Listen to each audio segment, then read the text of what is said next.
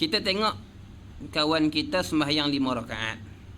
Okey, kita tengok kawan kita sembahyang 5 rakaat.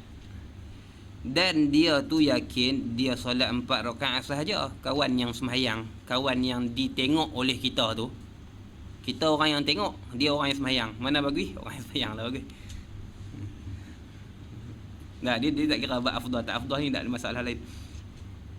Kita tengok kawan kita sembahyang 5 rakaat. So kawan kita sembahyang, kita buat apa? Kita main WhatsApp.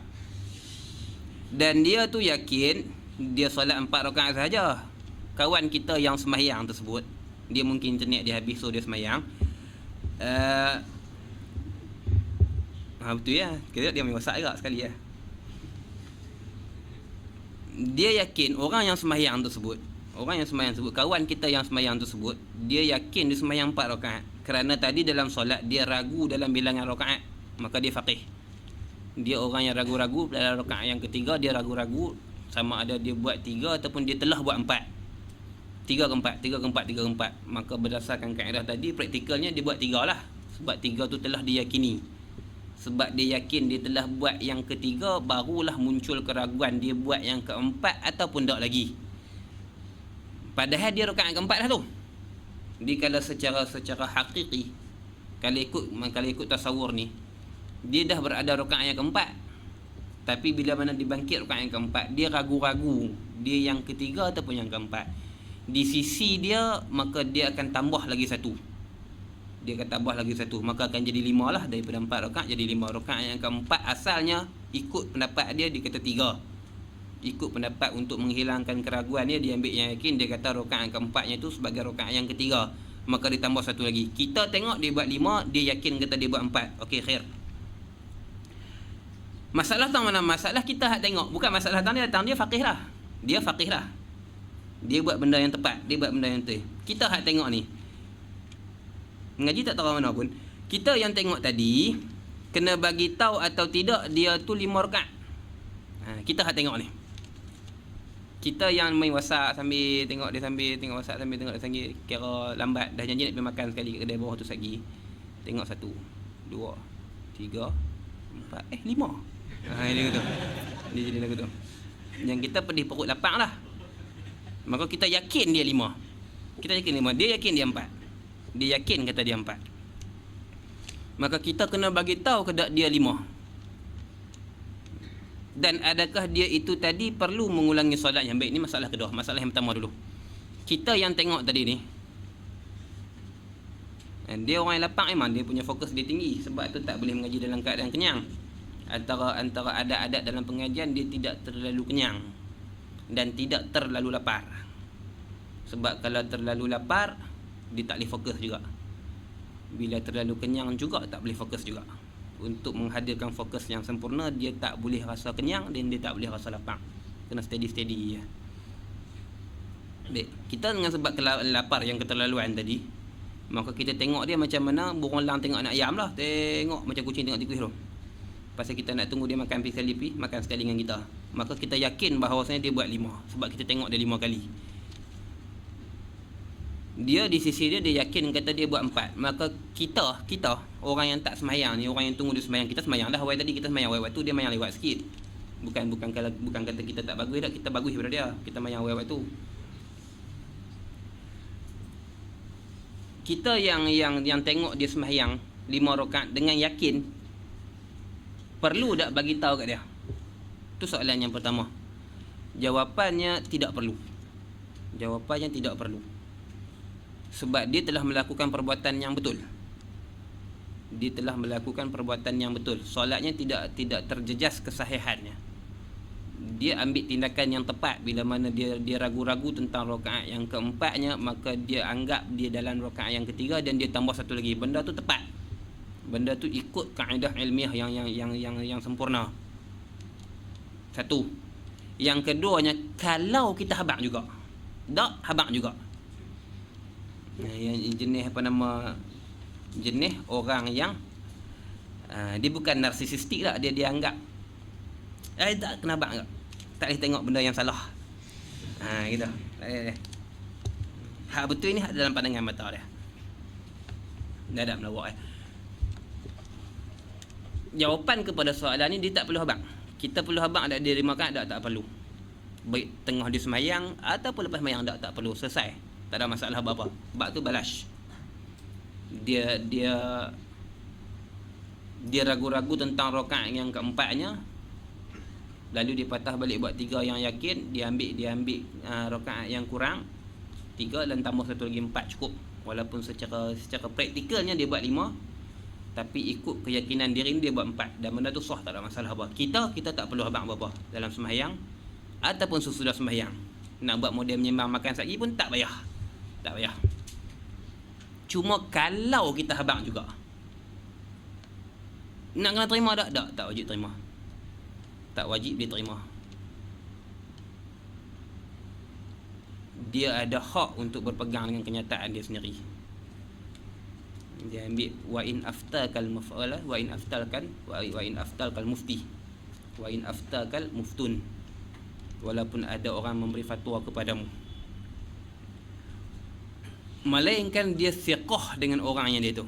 Melainkan dia siqah dengan orang yang bagi tahu kat dia tu. Dia memang yakin betul orang tu takkan tipu dia dan sebagainya. Dia boleh terima. Dia kena mayang balik dah, tak kena. Mayang dia dah settle dah.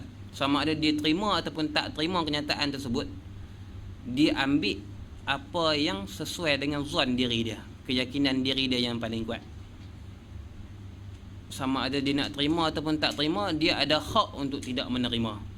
Dia ada hak untuk tidak menerima. Tapi dalam masalah ni, dia terima ke dia tak terima, dia sembahyang ni tetap tak perlu diulang semula, sebab sembahyang ni sah dan mengikut kaedah yang tepat. Dalam sembahyang ni, dalam masalah ni, sama ada dia nak terima orang kata ataupun tak terima orang kata, tak ada kena-mengena. Tak ada kena-mengena. Contoh dalam masalah yang lain, dia sembahyang tanpa wuduk, contoh, lupa. Ambil wuduk apa gunung ni, lepas tu entah macam mana dengan lambat lagi masa nak masuk waktu dan sebagainya, sembang kawan, melawak guling-guling apa, sekeh kepala kawan tu, tarik kain kawan ni apa gunung ni, lambat lagi lah 2-3 jam nak masuk waktu. Kemudian masuk waktu ambil sembahyang, ambil dah awal tadi. Dia ambil awal tu, sama ada ikut sekolah dia buat apa pun, dia ambil dah sembahyang dia dan sebagainya. Kemudian ada melakukan perbuatan yang membatalkan wuduk dia, selesai. Maksudnya wuduk dia dah batal. Masuk waktu sembahyang, dia lupa bahawasanya dia batal. Dengan yakinnya dia menganggap diri ni masih lagi berwuduk, dengan yakin, lupa. Dan benda ni berlaku. Satu masa nanti kamu mungkin akan jumpa imam yang lupa, kata dia tak ambil wuduk lagi. Ada. Jadi benda biasa, bukan benda yang luar biasa, ada benda adi biasa. Dengan sebab kebiasaan imam tersebut, dia masuk dalam masjid, dia dalam keadaan berwuduk, dia memang dah biasa sangat ambil wuduk kat rumah. Hari tu dia batal ke, dia terlupa ambil di rumah ke, dia ingat nak ambil di dia masjid. Contohnya dia keluar awal sikit daripada waktu sembahyang, tak berwuduk lagi dan sebagainya. Dalam perjalanan pergi masjid tu, dia singgah rumah siapa-siapa kat, sembang, orang azan, terus pergi masuk sembahyang. Biasa, sebab dia dah adat diri dia ambil wuduk di rumah. Biasa benda tu. Dia bukan benda yang gharib, benda yang biasa. Dia sembahyang dalam keadaan tidak berwuduk, tapi dia yakin bahawasanya dia berwuduk. Sembahyang dia tu di sisi dia hukumnya sah. Di sisi dia hukumnya sah, sebab beramal dengan zon dirinya. Kalau ada orang bagi tahu dekat dia bahawasanya dia tidak berwuduk lagi, dia tak wajib terima. Masalah ni berbeza hukum. Kalau dia terima, sembahyang dia tidak sah, sembahyang dia kena ulang balik. Kalau dia terima pendapat orang ni yang mengatakan dia tak ambil wuduk lagi, dia percaya dengan kalam orang ni, dia kata tak ambil wuduk lagi, maka pada ketika tersebut dia kena sembahyang lain, ambil wuduk sembahyang lain. Tapi kalau dia tak menerima kalam tersebut, maka sembahyang tersebut sah, selagi mana tak terlintah betul macam yang berlaku secara hakikatnya.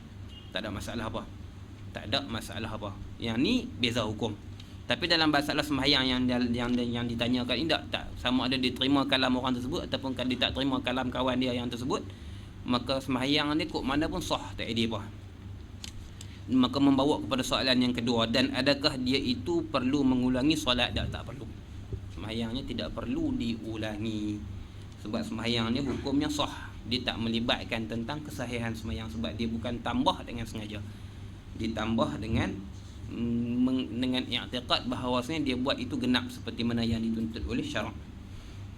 Tapi dalam sembahyang imam tadi, kalau dia perlu ulang balik pun sembahyang tersebut, yang perlu ulangnya dia, makmum tak payah. Kita berimam dengan imam yang hadasnya tersembunyi. Maksudnya kita tak nampak pun dia bukan ada cop di tengah baju belakang, dia kata saya tak berwuduk lagi, tak, kita tak tahu. Ataupun dia ada najis di dalam jubah ataupun kain yang sebelah dalam dan sebagainya. Tak ada tanda. Bukan yang zahir nampak dan sebagainya. Orang yang macam ni, dia punya sembahyangnya bila mana dia sedar sembahyang tersebut wajib diulangi semula. Orang yang mengikuti sembahyang tersebut, makmumnya tak wajib ulang balik. Makmum tersebut sah. Walaupun imam bagi tahu kita kena sembahyang lain lah. Sebab tadi saya terlupa ambil wuduk, saya pergi menyembang makan kopi rumah kawan tu saat ni. Dia kata lagu tu. Kita makmum apa balik lah sembahyang. Imam sembahyang ikut suka imam lah. Apa kena-kena kami sembahyang sah lah. Dia hukumnya sebegitu. Sembahyang makmum yang diirtibat dengan imam itu hukumnya sah. Sembahyang imam tersebut sekiranya dia tak teringat benda tersebut, hukumnya sah. Maksud dengan makna kata dia tidak akan disiksa dan dituntut dengan kealpaan tersebut. Tapi bila mana dia teringat ataupun memang ada bukti yang menyatakan bahawasanya dia ni